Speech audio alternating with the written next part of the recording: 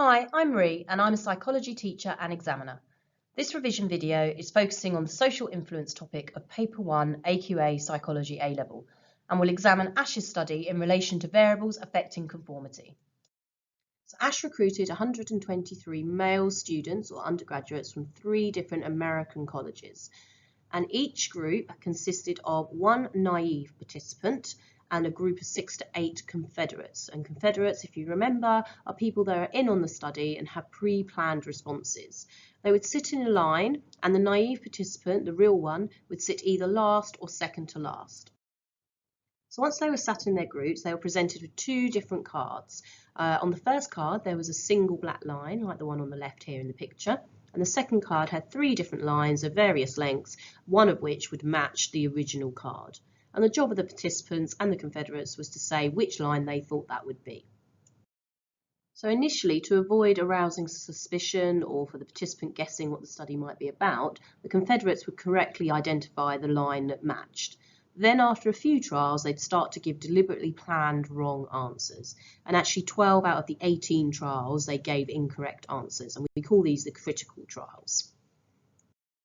So what were the findings? In control trials, where confederates didn't really give deliberate wrong answers, they just gave the correct answers you would normally, people only really made a mistake 1% of the time. However, in critical trials, where the confederates were giving those deliberate wrong answers, people started to make mistakes 36.8% of the time. So we can see a significant increase here from 1% to 36.8% in terms of wrong answers given. Asch's conclusion, therefore, was that group pressure to conform, in terms of having a majority influencing you, is much stronger than they had thought previously. It wasn't originally thought that people would conform in this way. Asch interviewed the participants afterwards to find out why it is that they changed their answer to something that was clearly wrong. And there were 3 main reasons. So the first one was the distortion of perception. This was just a few participants, but they said that they actually did see the line in the same way as the majority, that it actually matched. The second was distortion of judgment. This was the second most common. This is where they just doubted their own knowledge, really, and their own accuracy, and they gave into the group because they weren't really sure. And then the third one, distortion of action. This is what we know as normative social influence. So most of the participants complied because they didn't want to stand out, they wanted to fit in with the rest of the group. So this is why the Asch study is used as evidence, really, for the normative social influence explanation. So there's some variations of the study that we have to know in order to understand the 3 variables that are named on the specification and how they affect conformity. So the variations use exactly the same procedure as the original study, but you just have to tweak one variable to see how it affects conformity overall. So the first variable is difficulty of task. So in this case, they just made the task more difficult or more ambiguous, which means vague. So making the lines more similar in length, so it's harder to know which one matches. And in this case, we found greater conformity, suggesting maybe that we're looking to each other when we're not sure.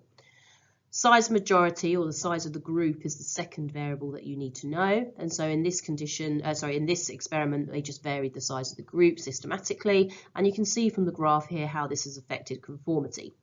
So 1 or 2 confederates in a group doesn't really have a huge amount of effect.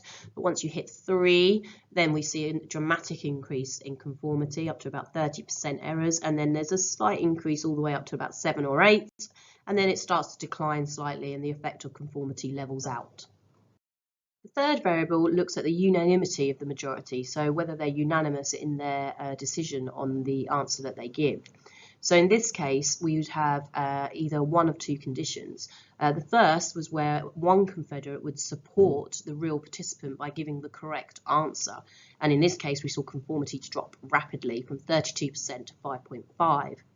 And then in the second condition, we had a dissenter. So they didn't give the correct answer, but in this condition, they gave the second wrong answer. So still breaking away from the unanimity of the group, still giving a different answer to the majority, but it was enough still to convince our real participant to not conform, and it reduced from 32% to 9%. So it's breaking that group consensus that's important, even if it's not agreeing with what you think personally. Moving on to the evaluation of Asch then, obviously the first one, similar to a lot of the studies in social influence, is to think about the ethics. So what ethical rules did he break? Well, Essentially, he deceived participants. He told them it was a study of visual perception, when actually that wasn't true. This means they couldn't give full informed consent, although they did consent to be in a study. It wasn't the study that they thought. And some say there's an element of psychological harm here. Some participants looked visibly stressed and anxious as they thought, they were doubting their own vision, thought they couldn't see things properly. So there's an element of psychological harm potentially. However, Asch would counter-argue this and say they were debriefed and they were interviewed afterwards as well, given that right to withdraw. And actually, the benefits of what we've learned about conformity outweigh the costs in this case. Another criticism of Asch's study is that it's ethnocentric. It looks at things from a Western point of view, and that is only one culture, and therefore we can't apply it elsewhere in the world. So, for example, at that time in America, in the 1950s, something called McCarthyism existed. They were very anti-communist, worried about Russia, and nobody wanted to stand out or look different. So this would have affected conformity generally in society in America at this time. So we're going to look at some studies now that look at other cultures and see how they compare. So the first study is by Perrin and Spencer, which was a replication study, but in the UK and in Britain, using British students. And in this case, only found one participant out of 396 conformed. So in terms of effective evaluation, what we can say here is it emphasises these cultural differences, which Asch's study overlooked initially. He made a sweeping generalisation about conformity and applied it to everybody. But actually, when we look at Britain, it was a very different result.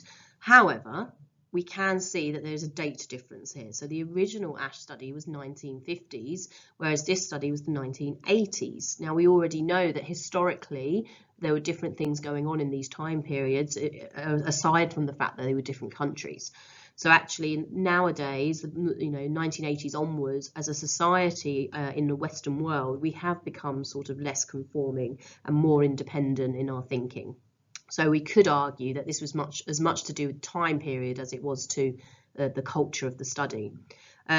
Also, if they used the probation officers instead of students in Britain, they found actually similar results to Asch. So actually, maybe it's about the cost of not conforming. If you're a probation officer, it's quite important that you follow orders and don't stand out and do as you're told.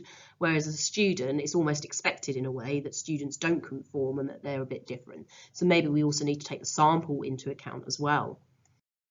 So another cross-cultural study was by Nicholson et al. Comparing British and American students. And in this case, they had very similar results. So 32% of British students conformed at least once and 38% of American students. So this is very different to what Perrin and Spencer found in that original study. Why? Well, Nicholson thinks that maybe it's because in 1982 we had the Falklands War, and during the Falklands War, like any war, it brings a country together, it creates sort of national cohesion, people start to feel more of a group as a country, and therefore maybe conformity increased as a result of that. So again, highlighting sort of the historical validity issues with a study like this into conformity. So a final cross-cultural study was by Smith and Bond, and actually it wasn't one singular study but a meta-analysis that examined 133 different studies across 17 countries. And what they did was they grouped them according to whether they were collectivist countries or individualist countries.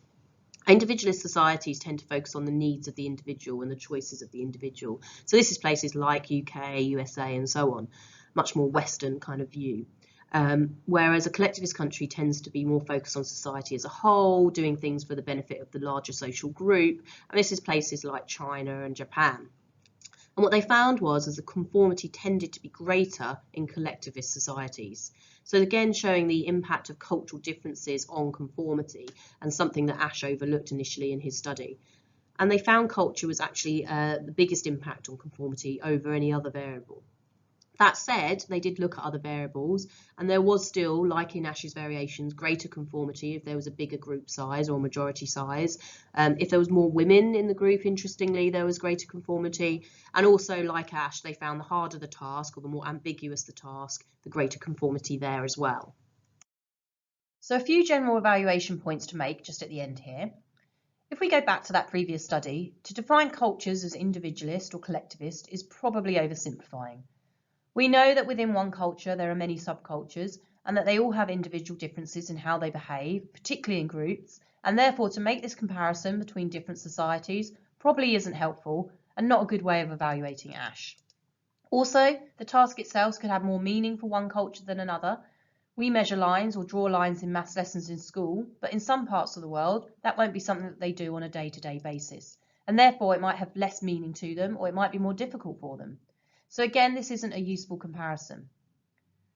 So Asch's study itself was a lab study. You can talk about the strengths and weaknesses of this as long as you apply your knowledge specifically to Asch. So strengths-wise, obviously it's well controlled, and we know that because he could manipulate each variable, so group size for instance, and see the effect that it had on conformity. And this means because of the control and the standardized procedures, we can generate a cause and effect statement or conclusion about how these variables affect conformity. However, the task itself is probably not reflective of real life. We may not sit in groups and say out loud whether lines match each other, and so that's not demonstrating real life conformity.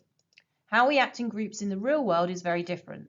So the task itself lacks mundane realism, and as a whole, the study therefore lacks ecological validity.